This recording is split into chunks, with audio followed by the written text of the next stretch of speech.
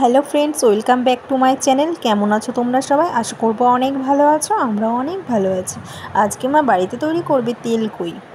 তো আজকের রেসিপিটা তোমাদের সঙ্গে শেয়ার করছি। প্রথমে মাছগুলিকে ভালো করে পরিষ্কার করে ধুয়ে নিয়েছি। এবার মাছগুলিকে আমরা সামান্য একটু লবণ, সামান্য একটু হলুদ, সামান্য একটু সরিষার তেল দিয়ে ভালো করে মাছগুলিকে হাত দিয়ে মেখে নেব। আমরা এখানে মাছগুলিকে সুন্দর করে মেখে নিয়েছি।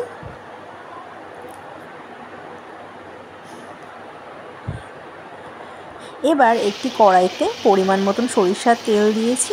তেল দিয়ে এবার মাছগুলিকে ভেজে নিতে হবে। জ্যান্ত মাছ, এর জন্য হালকা করে ভেজে নিতে হবে। কড়া করে ভাজলে মাছ শক্ত হয়ে যেতে পারে। আমাদের এখানে মাছ ভাজা হয়ে গেছে। এবার মাছগুলিকে আমরা একটি পাত্রে তুলে নেব। এবার ওই মাছ ভাজার তেলেই সামান্য একটু কালো জিরে ফোড়ন দিয়ে নেড়ে চেড়ে নিতে হবে। এবার দুটো পেঁয়াজ বাটা তেলে দিয়ে একটু কষিয়ে নিতে হবে। আমরা এখানে ভালো করে তেলের সঙ্গে কষিয়ে নেব।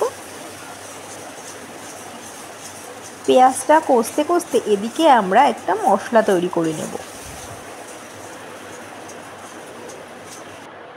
মশলা তৈরি করার জন্য আমাদের লাগবে হাফ চামচ রসুন বাটা, হাফ চামচ আদা বাটা, 1 চামচ টমেটো বাটা, হাফ চামচ জিরের গুঁড়ো, হাফ চামচ ঝাল লঙ্কার গুঁড়ো, হাফ চামচ হলুদ গুঁড়ো, স্বাদ মতো লবণ।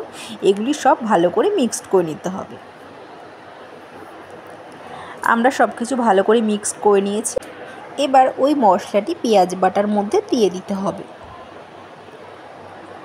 এবার সব কিছু মশলা দিয়ে ভালো করে কষিয়ে নিতে হবে।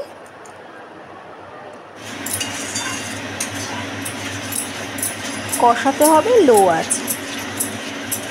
এবার দুটি কাঁচা লঙ্কাও দিয়ে দিয়েছি। এবার কষাতে হবে লো আঁচে। এবার ভাজা মাছগুলিকে কড়াইতে দিয়ে দিতে হবে। আমরা এখানে ভাজা মাছগুলিকে কড়াইতে দিয়ে দিয়েছি এক এক করে।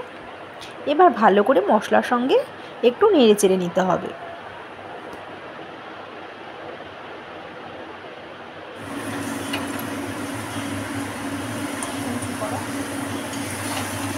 আমরা এখানে মাছগুলিকে মশলার সঙ্গে ভালো করে কষিয়ে নিয়েছি।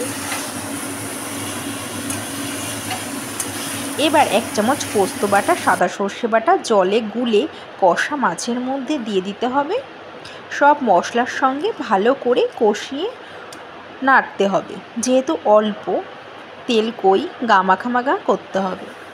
এবার ভালো করে একটু মাছের সঙ্গে মিশিয়ে মিশিয়ে নাড়তে হবে।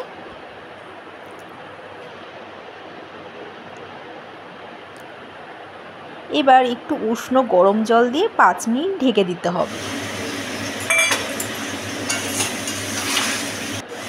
আমাদের এখানে তেলকই প্রায় হয়ে এসেছে। আমরা এখানে ভালো করে মাছগুলিকে নেড়ে চেড়ে নেব। এবার ভালো করে একটু নেড়ে চেড়ে নিতে হবে।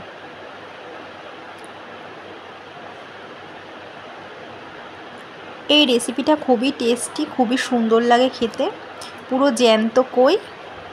আপনারা একবার বাড়িতে ট্রাই করে দেখতে পারেন। আমাদের রান্নাটাও প্রায় হয়ে এসেছে। এবার আমরা 5 মিনিট বাদে ঢাকনা তুলে সামান্য একটু ধনেপাতা কুচি দিয়ে ভালো করে নেড়ে চেড়ে দেব।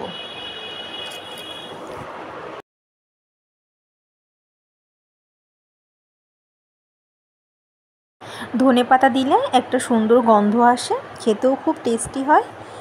বিশেষ করে মাছের ঝোলে, যে কোনো মাছে যদি ধনেপাতা দেওয়া হয় খুব সুন্দর হয় খেতে। আমাদের ধনেপাতা কুচি দেওয়া হয়ে গেছে। এবার আমরা ভালো করে একটু নেড়ে চেড়ে নেব। তো তৈরি হয়ে গেছে আমাদের আজকে তেলকই। এবার আমরা একটি প্লেটে মাছগুলিকে তুলে নেব।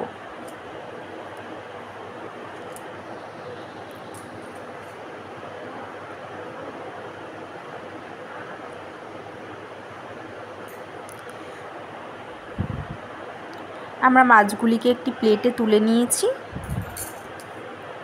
দেখতেও অনেক সুন্দর হয়েছে, খেতেও অনেক সুন্দর। কই মাছ খেতে খুবই ভালো লাগে।